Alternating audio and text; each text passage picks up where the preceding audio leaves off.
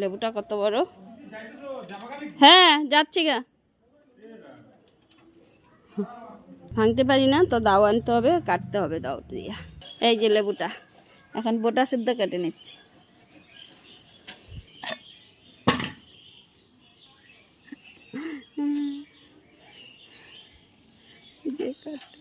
কাটা লেবুর কাটা,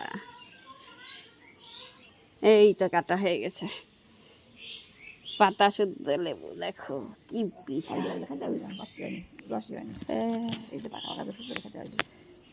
বাপরে এই জাম্বুরার সমান লেবুটা।